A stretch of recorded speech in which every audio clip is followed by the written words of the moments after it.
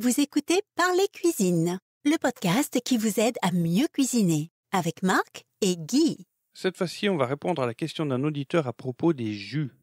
Merci de nous retrouver, c'est l'épisode 110.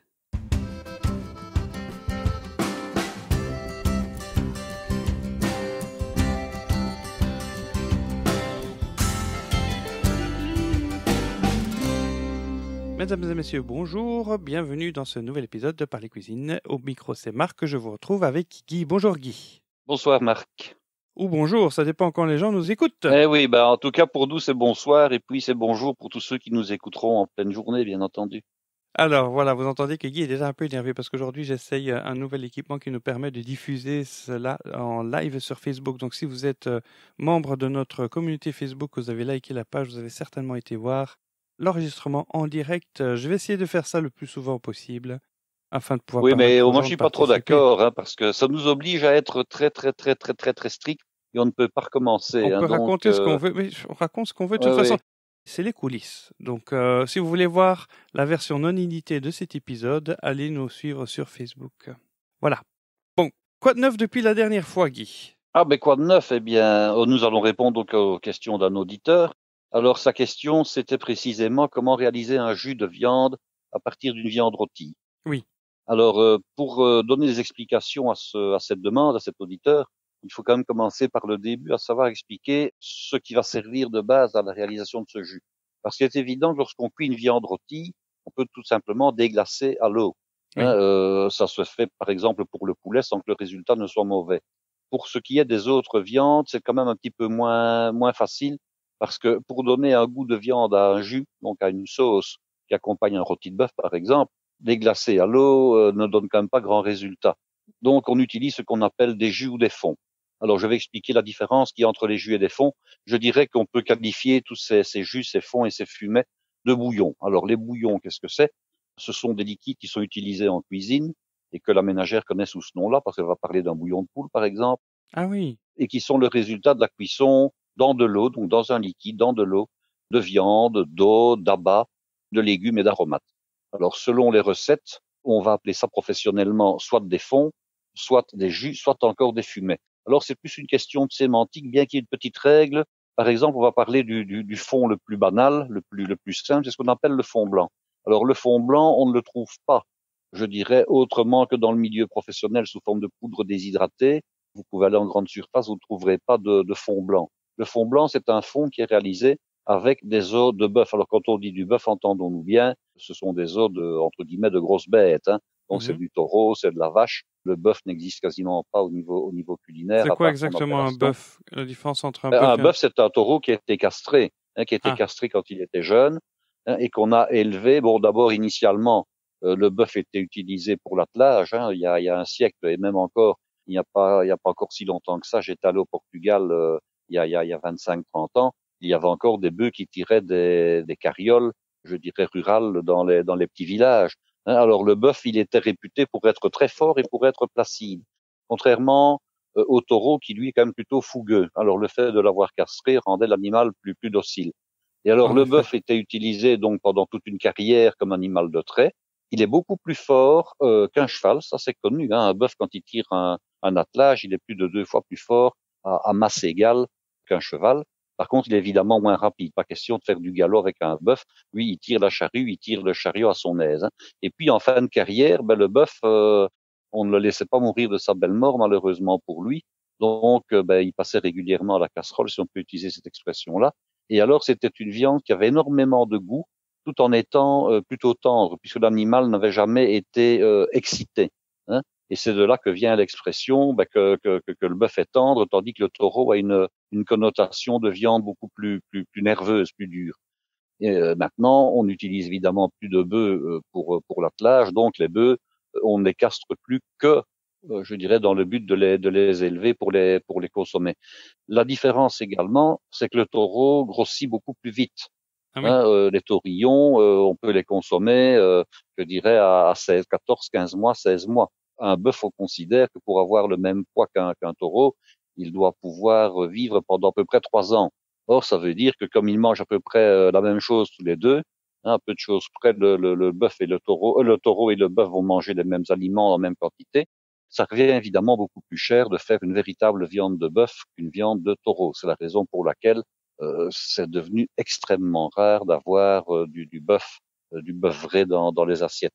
On a relancé l'élevage de bœuf en Gaume, il y a quelques années. C'est une viande qui coûte plus cher, c'est une viande pour laquelle il faut réserver. Il n'est pas question de dire je voudrais bien une côte à l'os de bœuf. Non, d'après ce que j'ai appris, les bouchers qui traitent cette viande-là font des espèces de paquets. Vous avez à la fois éventuellement une côte à l'os, un peu de steak, un peu de rôti et éventuellement de la viande à bouillir. Pourquoi? Parce que sinon, personne n'achèterait ce qu'on appelle les bas morceaux. C'est un peu péjoratif, mais c'est comme ça. Tout le monde voudrait manger de la côte à l'os et dans un animal, il n'y a pas que de la côte à l'os, ni du steak, ni de la loyau. Donc voilà. Ça, c'est pour la petite histoire. Alors, le fond blanc, comment est-ce que c'était réalisé d'un point de vue professionnel? On prenait des os, on prenait des os plats, on prenait des os ronds, on les blanchissait. Alors, on les blanchissait pourquoi? Parce qu'à C'est quoi l'époque... la différence entre les os plats et les os ronds? Les os plats, ce sont par exemple des os de côte, et les os ronds, ce sont des os de membres. Okay. Un fémur, un tibia, une patte avant, une patte arrière, ce sont des os ronds, tandis que les os plats, ce sont des os de côte, par exemple. Okay. Donc, on prenait les os et on les blanchissait. Alors, on les blanchissait pourquoi? Parce que les moyens de conservation à l'époque n'étaient pas, je dirais, aussi performants que maintenant. Donc, les os pouvaient avoir une petite tendance à tourner, c'est-à-dire à se gâter. Alors, ça ne veut pas dire qu'on faisait manger de la crasse aux gens, mais nous dirons que c'était une précaution qu'on prenait, y compris pour les viandes qu'on allait ensuite pocher. Mais On comment les est-ce qu'un os peut ébouillantait. se gâter? Il peut se gâter tout simplement parce qu'il va se corrompre tout simplement. S'il est conservé dans un réfrigérateur ou dans un frigo et que la température n'est pas très bien contrôlée, les chambres froides maintenant sont des chambres froides performantes. Pourquoi avant les chambres froides n'étaient pas comme maintenant? Non, elles n'étaient pas comme maintenant. Elles étaient nettement moins performantes. Et il y avait même des chambres froides qui étaient des chambres froides passives. Alors, une chambre froide passive, qu'est-ce que c'est? Donc, il n'y a pas de moteur, il n'y a pas de système de réfrigération, il n'y a donc pas d'électricité non plus. On avait deux portes latérales, une à gauche, une à droite, et au milieu des espèces de tiroirs, avec de nouveau une porte qui permettait d'accéder à ces tiroirs. Et on rangeait dans ces tiroirs des gros blocs de glace qu'un glacier venait livrer, je dirais, tous les jours ou tous les 2 jours. Alors, la glace en fondant faisait, disons, rafraîchissait l'air, mais il est évident que ce moyen de réfrigérer une zone n'est pas aussi performant que lorsqu'on a un moteur qui va être réglé sur une température déterminée, il va faire circuler l'air. Là, il n'y avait pas de circulation d'air, c'était simplement de la convection dans l'habitacle. Et alors, on avait des moyens de conservation qui étaient certes meilleurs que quand il n'y en avait pas du tout, mais ça n'avait pas la performance des chambres froides actuelles. Donc, ce qu'on y entreposait pouvait avoir tendance à tourner, comme on dit, c'est-à-dire à se mortifier et à bouger. Donc, les viandes devenaient éventuellement un petit peu collantes, un peu poisseuses. La viande, je peux on devait comprendre. donc les blanchir. Parce que la viande, c'est un tissu mou, mais les os, c'est un tissu dur. Ça serait la viande qui reste autour des os. Il y a aussi sur les os, il y a toujours un petit peu de choses qui restent, ce qu'on appelle des aponevroses, donc cette espèce de petite gaine qui entoure l'os, toute fine. Il y a également des petits bouts de viande, donc ça pouvait se corrompre. Okay. Et alors on était donc obligé de les blanchir. Alors c'était pas compliqué, on les mettait dans une marmite, on mettait de l'eau froide, on emmenait à ébullition. Alors dans le meilleur des cas, on écumait tout simplement. Donc on enlevait la mousse, je dirais un petit peu ocre, comme ça, qui allait surnager à la surface de l'eau. Et dans les moins bons des cas, on changeait carrément l'eau. Donc on mettait la marmite dans un évier, on faisait couler de l'eau froide du robinet par au-dessus.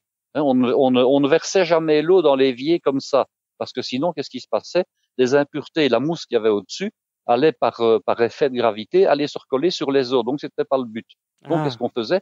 On mettait de l'eau froide qui coulait du robinet directement dans la marmite et on la faisait déborder de sorte que la mousse et les impuretés étaient expulsées par le haut, puisque l'eau froide étant plus dense que l'eau chaude, elle descendait dans le fond. Alors, on ramenait après ça la marmite avec l'eau claire à ébullition, on écumait de nouveau et puis on mettait les légumes. Alors, qu'est-ce qu'on mettait comme légumes? C'est le traditionnel bouquet de marmite. Je dis bien le bouquet de marmite à la belge, je vais expliquer ce que c'est. Donc, tu l'avais expliqué dans l'épisode 2 ou 3.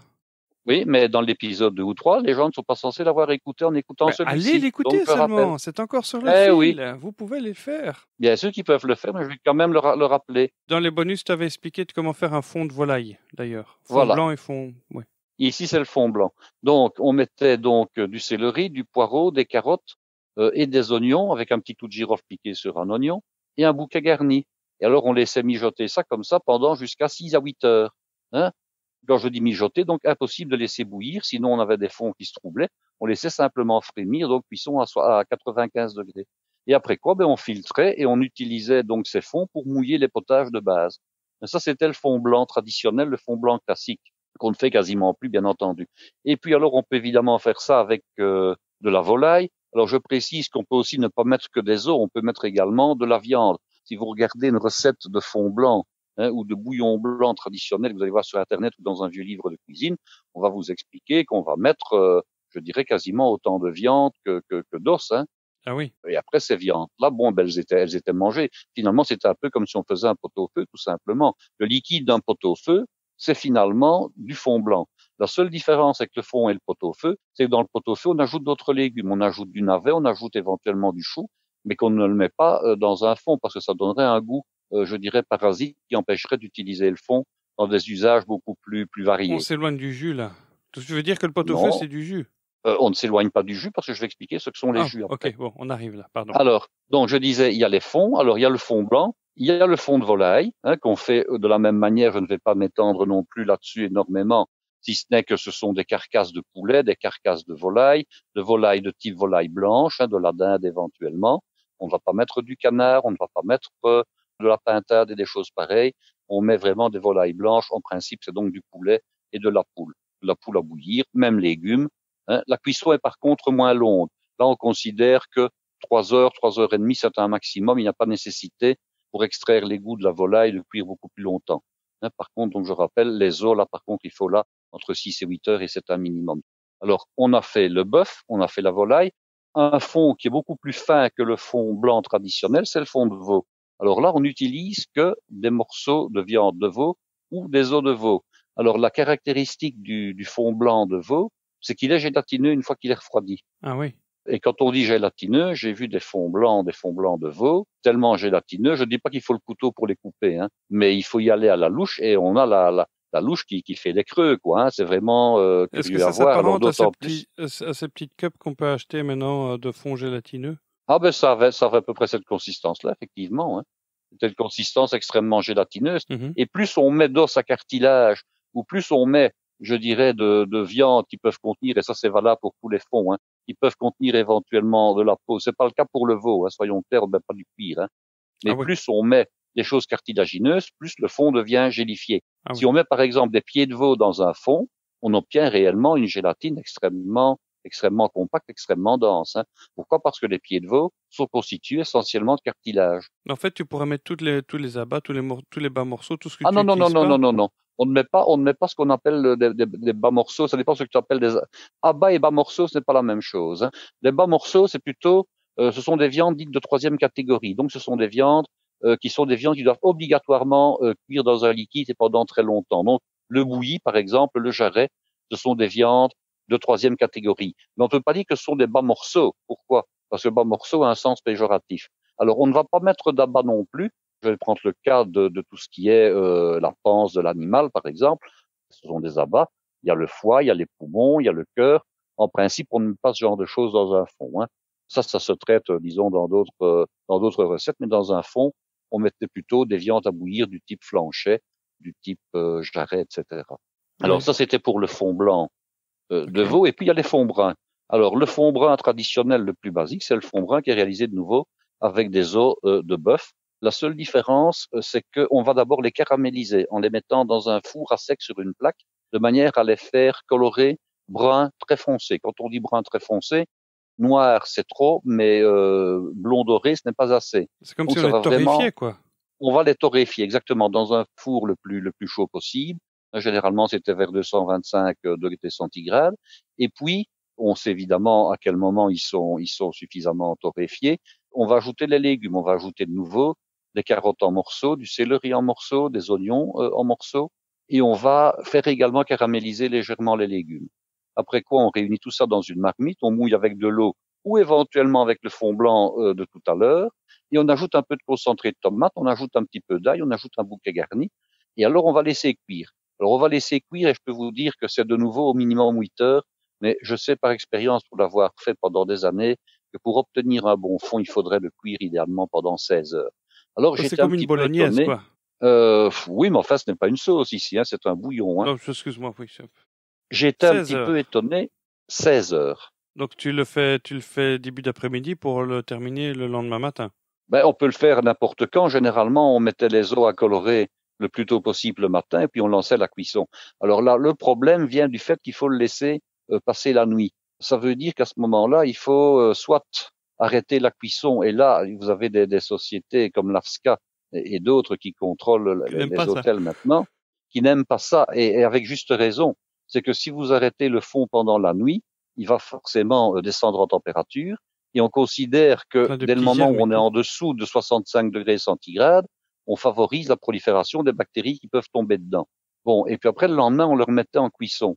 Les douches, électriques à température contrôlée, quand ce sont des douches avec un système de chauffage à la vapeur, par exemple, dans une double paroi, ont permis, je dirais, d'avoir des cuissons qui peuvent se prolonger très très très longtemps. Mais maintenant, il n'y a quasiment plus aucun restaurateur qui réalise son fond brun lui-même, étant donné qu'il y a des normes maintenant très précises. En France, par exemple, et à juste titre de nouveau, on a interdit cette pratique parce que il y avait ce qu'on appelait la marmite perpétuelle. Donc, il y avait un robinet dans le fond, on ajoutait constamment par au-dessus, on soutirait par le bas, et finalement, cette marmite n'était nettoyée, n'était changée que après des jours et des jours d'utilisation. Donc là, on avait un véritable bouillon de culture et on a bien fait de mettre fin à ce genre de choses. On en a parlé avec Pierre Trogros. On en a parlé, dans la première partie. Oh, bien sûr. Alors, donc, pour avoir un bon fond, il faut le laisser cuire suffisamment. Il ne faut pas l'amener à ébullition, sinon on a un fond qui se trouble. Il faut laisser le fond frémir gentiment. Et ce qui m'a étonné, c'est que quand j'ai travaillé réellement donc en cuisine, le patron que j'avais, il mettait plein de choses là-dedans. Il mettait quoi? Il mettait entre autres des oignons entiers. Alors, ça ne veut pas dire que les oignons sont sales. Entiers non pelés, comme ça. Entiers non pelés. Et il mettait également des épluchures de carottes propres. Donc, ça veut dire que moi, j'étais habitué de par les recettes que j'avais reçues à l'école, c'était de mettre des beaux morceaux de carottes, c'était de mettre des oignons épluchés. Je me suis rendu compte que la pure d'oignon, par exemple, elle donnait un goût tout à fait concentré au fond brun. Bien sûr, on enlève la petite racine, on ne met pas ça comme ça, et l'oignon doit être propre. S'il y a de la terre, on ne le met pas, évidemment. On ne laisse pas toutes les plures de l'oignon, on enlève la plure extérieure, celle qui se détache facilement, mais on laisse celle qui colle à l'oignon. Alors, les épluchures de carottes, mais soyons clairs, quand on achète des carottes, je dirais traditionnelles en grande surface, elles ont été nettoyées sous pression. Donc, elles sont parfaitement propres. La peau en elle-même n'a rien de sale ni de négatif. On ne met pas une peau qui est sale, on met une peau qui est saine, mais la peau de carotte donne énormément de goût également. Oui, mais alors, maintenant, les carottes, la peau de carotte donne du goût, mais la peau de carotte, elle contient pas des pesticides. Je dirais en principe pas plus que le reste. Ok. Ce qui contient des pesticides éventuellement, c'est plutôt la feuille de carotte, mais la peau de carotte, elle est dans le sol. Donc normalement, elle n'en contient pas plus. Je dis ça parce qu'il y a même des gens que j'ai entendus sur des médias à la télé et tout qui parlaient de la peau des pommes de terre qui pouvait contenir des pesticides. Oui. Des pommes peut-être, mais des pommes de terre, ça reste dans la terre, quoi. Les pesticides sont pulvérisés au-dessus, donc c'est pour ça que je pensais la même. Oui, voilà. Les fruits, évidemment, eux, ils sont arrosés 20-25 fois, quelquefois par des engins pas par jour, mais au niveau de toute la saison, par des engins qui leur dispersent toute une série de produits destinés à les améliorer. Bon, bien sûr, il y a des pesticides qu'on met également pour le mildiou, par exemple, pour la pomme de terre, mais on vaporise les feuilles. Or, les pommes de terre sont dans le sol. Dans la terre. Maintenant, ça ne veut pas dire qu'il n'y a aucune contamination sur les peaux, mais s'il y en a sur la peau d'une pomme de terre, elle fait moins d'1 millimètre, soyons clairs, au moment de sa récolte, elle est extrêmement fine. La peau de la carotte, c'est la même chose. Donc, s'il y a un pesticide qui atteint la peau, la pulpe qui est en dessous est atteinte également. Donc voilà. C'était une petite précision pour les journalistes qui vont raconter des bêtises comme ça. Pour que le pesticide il arrive sur la peau de la carotte ou de la pomme de terre, il faut quand même que le pesticide il traverse toute la terre et qu'il soit filtré par la terre. Donc effectivement, si vous trouvez des pesticides dans les peaux de la carotte et de la pomme de terre, la terre dans laquelle il a grandi doit être gorgée de ces pesticides. Mais tout à fait, parce que le pesticide, une fois qu'il est mis sur les feuilles, que ce soit les feuilles de carotte ou bien que ce soit les feuilles de pomme de terre, à la première pluie, ce pesticide est lessivé, et l'eau contaminée par le pesticide, où va-t-elle? Elle va dans le sol, évidemment. Donc forcément, il y a une contamination éventuelle de la peau du légume lorsqu'il est en souterrain, mais bon, c'est le même pour tout. Normalement, les lois précisent qu'on ne peut pas arroser avec des pesticides une récolte à moins de X jours de la récolte. Oui. Alors ça n'empêchera jamais les gens malhonnêtes de le faire la veille, Oui. mais je ne vois pas non plus l'intérêt de le faire la veille entre nous. Parfois, hein. tu as même des traitements après la récolte. Hein, on met Les pommes de terre, en tout cas, oui. il y a des traitements. D'abord, il y a des traitements au niveau de la pomme de terre de manière à faire faner les fans de pommes de terre pour faciliter la récolte. Ça, c'est une première chose. Et ensuite, on met également des produits sur les pommes de terre pour les empêcher de germer. Les antigerminatifs, oui. Des pesticides, c'est clair qu'il y en a, hein. Il y en a de toute façon. Alors bon, ça nous éloigne quand même de notre sujet. Oui, je regarde un petit peu parce que je vois ici une belle photo de fond sur Internet de ensauce.com où je vois il y a même des tomates. Alors ça, le cas de la tomate, c'était le fond brun où j'ai dit qu'il faut mettre du concentré de tomate, mais éventuellement de la tomate fraîche. Quand on a en cuisine des pots de tomates, quand on a des pépins de tomates, des choses pareilles, qu'on a utilisé la chair de la tomate et qu'on ne sait que faire du reste. C'est tous les trucs qui sont encore bons, c'est tous les sous-produits des préparations presque qu'on peut mettre dedans. Mais oui, par exemple, les feuilles de céleri. Bon, on va prendre du céleri pendant la journée. Hein. On va utiliser les côtes pour faire de la julienne de céleri. Et puis, on a toutes les feuilles dont on n'a pas d'utilisation immédiate parce qu'on ne fait pas de potage. Les potages sont tombés en désuétude. Par contre, on a éventuellement un fond de volaille, un fond blanc ou un fond brun qui est en train de cuire sur le fourneau. Ben, on met les feuilles de céleri dans le fond de manière à ne pas les perdre, tout simplement.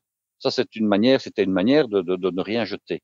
Alors, on a parlé donc, on ne jetait rien. On a parlé donc des fonds blancs. Allait dans le fond. Voilà. On a parlé donc du fond blanc, du fond de volaille, du fond de veau. On a parlé du fond brun. Alors, un autre fond brun qui était très, très utilisé, c'est le fond de gibier. Alors, le fond de gibier, il se réalise à peu près de la même manière que le fond brun de bœuf. Tout simplement, on va ajouter quelques petites choses en plus. On va ajouter des feuilles de sauge, on va ajouter quelques grains de poivre, on va ajouter quelques baies de genévrier et on va laisser le fond cuire également pendant à peu près 8 heures. Ça doit être un fond un peu plus corsé, ça, non? C'est-à-dire qu'il est plus goûtu parce que bon, les autres gibiers sont généralement beaucoup plus puissants en goût que les autres bœufs et on l'utilise après de la même manière et il sert entre autres de base à une fameuse sauce classique qui accompagne le gibier, c'est la sauce poivrade, hein, qui est connue comme ça de beaucoup de gens, même s'ils savent pas trop comment on la réalise. La cuisine classique, ça. En cuisine classique, c'est une sauce donc qui est faite à base de fond brun de gibier et qui est un petit peu à la sauce des viandes, l'équivalent de la sauce espagnole. Voilà. C'était la sauce poivrade, qui après se décline de toute une série de variantes par la suite. Alors, on a parlé des fonds, mais il y a maintenant les jus. Alors, lorsqu'on réalise un fond brun de veau, on ne dit pas fond brun de veau généralement, on dit un jus de veau, tout simplement. Ah. Voilà. Quelle est la différence entre le fond de brun de veau et le jus de veau? C'est la même chose, tu vas dire. Un fond brun de veau et un jus de veau, c'est la même chose, mais dans le langage culinaire, on va surtout parler de jus de veau. Alors, la notion de jus signifie, normalement, hein, dans l'inconscient collectif de la cuisine, signifie que c'est un fond, mais qui est plus concentré, qui est plus corsé, et qui est aussi plus spécifique. On va également parler, par exemple, d'un jus d'agneau. Alors, le jus d'agneau, c'est également un fond brun, réalisé avec des os d'agneau ou des os de mouton éventuellement. Maintenant, le vrai mouton, on évite de l'utiliser parce qu'il a un goût particulier, il va sentir... quand on dit sent le mouton, il sent un peu plus, comme on dit, la laine de mouton. Ah oui, la laine de mouton. La laine de mouton. On va également réaliser des fonds bruns avec de la volaille. Alors, même chose, on va faire caraméliser les carcasses de volaille au four de manière à ce que le fond devienne brun par la suite. On va réaliser ça avec du canard, on peut réaliser ça avec du pigeon, avec de la caille. Donc, de la même manière, et on va avoir à ce moment-là un jus de pigeon, un jus de caille, un jus de canard. C'est simplement un fond brun réalisé avec du canard, avec de la caille ou avec du pigeon. Dis-moi, si par exemple je rôtis des cailles et qu'il y a du liquide au fond du plat de rôti, ça s'appelle, je peux aussi appeler ça du jus? Mais ce sera par extension du jus de caille, mais ce n'est pas la recette du jus traditionnel qui est réalisée séparément. Ok. Moi ici, je parle de recettes qui concernent des préparations spécifiques qui n'ont rien à voir avec la cuisson de la caille ou avec la cuisson du canard ou du pigeonneau. Ce sont des choses qui sont réalisées en mise en place et qui seront après utilisées éventuellement pour réaliser la sauce du produit en question. Donc, je parle ici de recettes bien spécifiques. Alors, il y a également des jus qui traitent des jus blancs et qui traitent de produits spécifiques comme la moule ou la langoustine. On va dire un jus de moule, on va dire un jus de langoustine et non pas un fond de moule ou un fond de langoustine. Ça ne se dira pas. Oui. Okay. On va dire un jus de moule, un jus de langoustine. C'est fait de la même manière, c'est réalisé à part et on s'en sert comme élément de base pour toute une série de sauces. Oui, mais des os de moule, c'est quand même difficile à avoir. Hein. Des œufs de moule, non, mais par contre, des moules entières avec leurs coquilles, oui, ça c'est facile à avoir, hein, parce que le jus de moule, il se réalise avec des moules entières. Alors la recette n'est pas compliquée, hein. On fait un départ comme des moules marinières traditionnelles avec de l'oignon, du céleri, des queues de persil, un peu de thym, un peu de laurier. On ajoute les moules, hein, on fait suer les légumes, on ajoute les moules, et puis après on va mouiller moitié eau et moitié vin blanc à 1 centimètre au-dessus de la hauteur des moules dans la casserole. Ah oui. On va amener à ébullition et puis on va laisser frémir, pas plus que le frémissement. On ne va pas laisser bouillir ça à gros bouillon, hein. Et la cuisson, 1/2 heure maximum, parce que sinon après ça ne sert plus à rien. On a extrait tout à fait le principe gustatif des moules. On filtre et on utilise ce jus de moule comme base ou comme adjuvant dans certaines sauces pour corser un fumet de poisson qui est un petit peu léger. Je vais en parler tout de suite du fumet de poisson. On peut le corser un petit peu avec du jus de moule, hein. Ça ne sentira pas la moule, ça ne sentira pas, je dirais, le goût spécifique de la moule, mais par contre, ça va booster un petit peu le fumet de poisson. Alors, si on le fait suffisamment concentré, et ça, ce n'est pas compliqué à faire, quand vous faites des moules chez vous, des moules marinières, bon, vous en achetez un petit peu en plus. Vous ne mangez pas toutes les moules, hein, vous en laissez un tiers dans la casserole. À ce moment-là, vous mouillez vin blanc, vous mouillez avec de l'eau moitié-moitié. Vous laissez cuire 30 minutes et vous avez un excellent jus de moule que vous pouvez congeler et vous mettez ça dans des bacs à glaçons avec des séparateurs. Et comme ça, vous faites des gros cubes. Et quand vous avez besoin de faire une sauce, vous prenez 2 ou 3 de ces cubes que vous avez gardés au congélateur et vous faites une sauce pour du poisson ou pour des crustacés en 2 temps, 3 mouvements, sans devoir acheter tous ces cubes du commerce. Alors, on n'a pas encore parlé, ce sont des fumets. Alors, le fumet désigne traditionnellement un fond qui est réalisé avec des éléments marins, du poisson, du homard, éventuellement des poissons ronds ou des coquilles Saint-Jacques. Alors, comment est-ce qu'on réalise un fumet? Le fumet de poisson classique, il se réalise avec des os ou des arêtes de poisson plat et pas avec des poissons ronds. Parce que vous savez qu'en cuisine, il y a 2 types de poissons. Il y a les poissons plats et il y a les poissons ronds.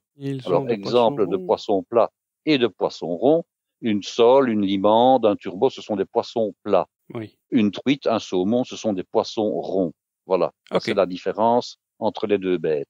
Hein. Quand vous les coupez transversalement, il y en a un qui reste plat, tandis que l'autre, il a une forme arrondie. Hein. C'est le cas de la truite, c'est le cas du saumon. Okay. Alors, on ne met pas traditionnellement d'arêtes ou de parures de poissons ronds. Pourquoi? Parce que ce sont des poissons qui sont plus gras.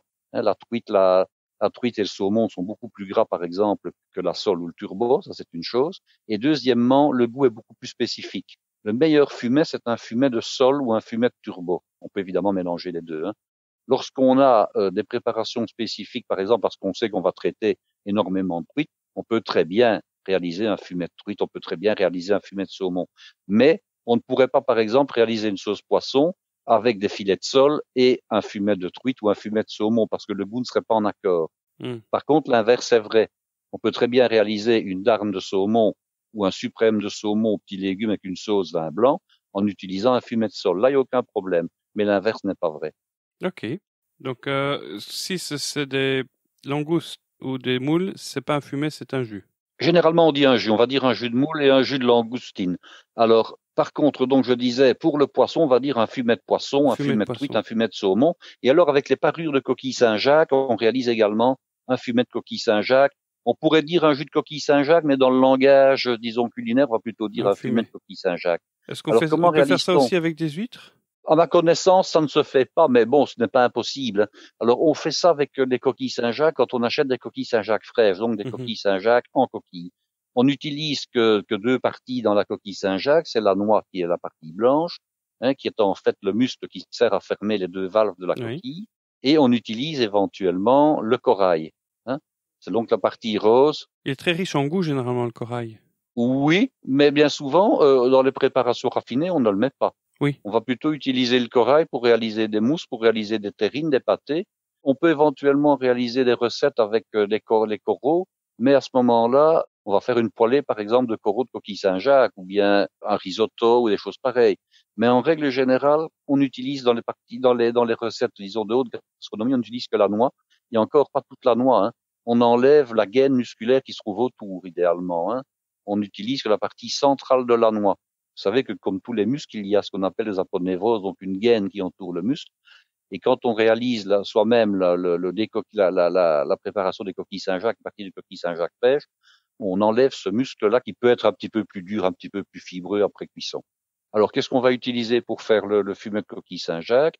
Eh bien, on va utiliser ce qu'on appelle les parures, c'est-à-dire tout ce qui est dans l'animal autre que la noix et autre que le corail. Hein. On va faire suer des légumes, on va faire suer du céleri, un petit peu d'oignon ou d'échalote, c'est plus fin, un petit peu de blanc de poireau. Lorsqu'on a fait suer ces légumes-là au beurre, on va ajouter donc les parures.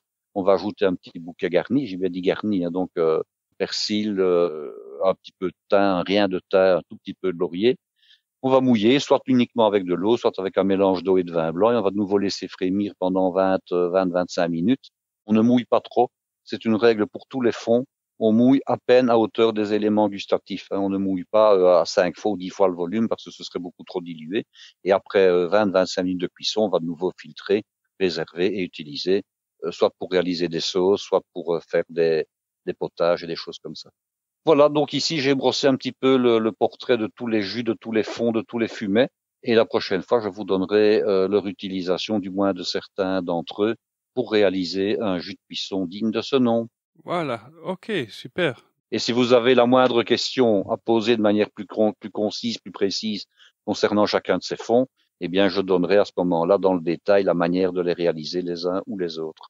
Ok, donc là on a la technique des jus, des fonds, des fumets. Ici on a un survol rapide de tous les fonds et de tous les fumets. Donné par un professionnel de l'école hôtelière, Guy. Merci Guy. Eh bien voilà, à la prochaine fois. Merci d'avoir passé ce moment en notre compagnie. J'espère qu'il a été aussi instructif pour vous qu'il a été pour moi et en tout cas pour cet auditeur. J'ai oublié son nom en plus. Je dois l'avoir quelque part. On en a déjà parlé auparavant, très brièvement. Donc là, ça a inspiré Guy. Il en a fait un épisode plus complet. Donc là, on est en train de diffuser en direct en même temps. Donc restez quand même abonnés à notre page Facebook parce que ça se trouve, les prochains épisodes, ça se peut qu'on les diffuse aussi. En tout cas, les préparations se diffuser en direct. Et donc, c'est à ce moment-là que vous pouvez aussi poser des questions en direct. Sinon, c'est questions@parlescuisines.com ou alors c'est sur notre page Facebook ou alors c'est sur notre compte Twitter ou alors c'est sur notre compte Instagram. Voilà. Donc, ce podcast a été réalisé, produit par Marc et Guy. À la technique, nous avons Maxime. Et puis, je tiens à remercier aussi tous ceux qui se sont abonnés sur notre page Tipeee, car c'est un moyen de soutenir ce podcast, de soutenir justement financièrement, en tout cas de montrer votre gratitude et de pouvoir assurer la pérennité de ce podcast. Je remercie les 7 ou 8 personnes qui sont encore abonnées et qui nous permettent justement de couvrir les frais que ce podcast nous occasionne. D'ailleurs, j'en profite pour partager avec les abonnés de Tipeee quelques nouvelles exclusives ou quelques messages particuliers. Donc, on a une relation particulière avec ces gens-là. Je tiens à les remercier parce que c'est eux qui sont les sponsors et les soutiens de podcast, c'est ceux qui sont vraiment impliqués. J'ai envoyé un message la semaine dernière à tout le monde pour expliquer un petit peu l'histoire parce que ce podcast a 4 ans. Et en 4 ans, on a fait quand même beaucoup de chemin. Et donc, on risque de revenir là-dessus. Voilà, en tout cas, merci à tous. Si vous voulez vous aussi vous abonner à la page Tipeee, vous allez sur Tipeee, oui, donc 3 fois e.com/parler-cuisine-podcast ou alors il y a le lien sur les notes de l'épisode sur le site parlercuisine.com sur lequel vous retrouverez toutes les notes de l'épisode, les épisodes précédents, les épisodes bonus et bien d'autres choses encore. Et puis si vous voulez nous soutenir quand même sans bourse déliée, vous pouvez aller cliquer sur une des publicités qui est tout en bas de la page de garde et vous abonner à une des newsletters qu'on propose là. En faisant ça, vous nous permettez de gagner quelques dizaines de centimes d'euros. Voilà, à chaque fois. Et ça vous coûte rien en même temps. Mais sur ce, c'était un plaisir de passer ce moment en ta compagnie, Guy. Et puis en votre compagnie. C'est réciproque. Et en compagnie de nos auditeurs. Voilà, de l'auditeur ou l'auditrice qui nous écoute. Et maintenant, je suis triste de devoir vous laisser. Mais la semaine prochaine, on reviendra avec... Tu vas nous faire la suite la semaine prochaine, Guy? Eh bien, nous verrons comment on peut réaliser un jus de viande avec ses fonds de base à l'occasion de la cuisson d'une viande rôtie au four, Voilà, vous saurez tout ce qu'il faut savoir et vous n'aurez plus d'excuses pour ignorer. Merci d'écouter le podcast qui vous permet de mieux cuisiner. À la semaine prochaine, au revoir. Au revoir.